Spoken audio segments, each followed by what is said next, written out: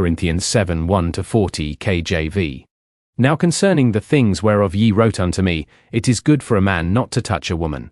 Nevertheless, to avoid fornication, let every man have his own wife, and let every woman have her own husband. Let the husband render unto the wife due benevolence, and likewise also the wife unto the husband. The wife hath not power of her own body, but the husband, and likewise also the husband hath not power of his own body, but the wife. Defraud ye not one the other, except it be with consent for a time, that ye may give yourselves to fasting and prayer, and come together again, that Satan tempt you not for your incontinency.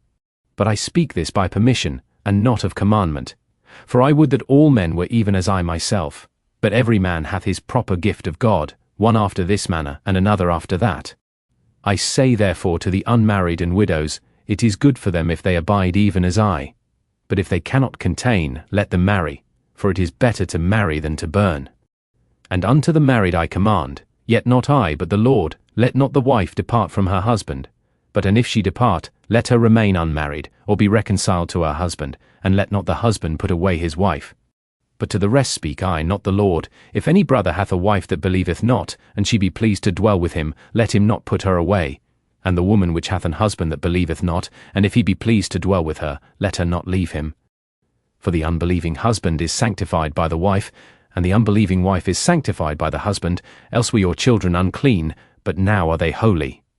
But if the unbelieving depart, let him depart. A brother or a sister is not under bondage in such cases, but God hath called us to peace. For what knowest thou, O wife, whether thou shalt save thy husband? Or how knowest thou, O man, whether thou shalt save thy wife? But as God hath distributed to every man, as the Lord hath called every one, so let him walk. And so ordain I in all churches. Is any man called being circumcised? Let him not become uncircumcised. Is any called in uncircumcision? Let him not be circumcised. Circumcision is nothing, and uncircumcision is nothing, but the keeping of the commandments of God. Let every man abide in the same calling wherein he was called. Art thou called being a servant? Care not for it, but if thou mayest be made free, use it rather. For he that is called in the Lord being a servant is the Lord's freeman, likewise also he that is called being free is Christ's servant.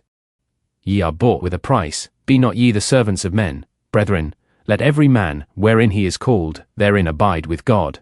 Now concerning virgins I have no commandment of the Lord, yet I give my judgment, as one that hath obtained mercy of the Lord to be faithful. I suppose therefore that this is good for the present distress, I say, that it is good for a man so to be.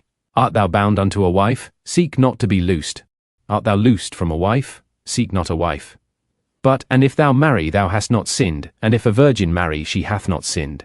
Nevertheless such shall have trouble in the flesh, but I spare you.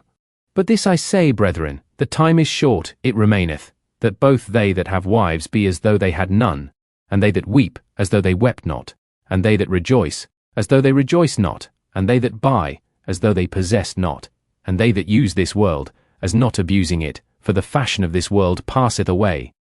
But I would have you without carefulness. He that is unmarried careth for the things that belong to the Lord, how he may please the Lord, but he that is married careth for the things that are of the world, how he may please his wife. There is difference also between a wife and a virgin. The unmarried woman careth for the things of the Lord, that she may be holy both in body and in spirit, but she that is married careth for the things of the world, how she may please her husband. And this I speak for your own profit, not that I may cast a snare upon you, but for that which is comely, and that ye may attend upon the Lord without distraction. But if any man think that he behaveth himself uncomely toward his virgin, if she pass the flower of her age and need so require, let him do what he will. He sinneth not. Let them marry. Nevertheless, he that standeth steadfast in his heart, having no necessity, but hath power over his own will, and hath so decreed in his heart that he will keep his virgin, doeth well. So then he that giveth her in marriage doeth well, but he that giveth her not in marriage doeth better. The wife is bound by the law as long as her husband liveth, but if her husband be dead, she is at liberty to be married to whom she will, only in the Lord. But she is happier if she so abide, after my judgment, and I think also that I have the Spirit of God.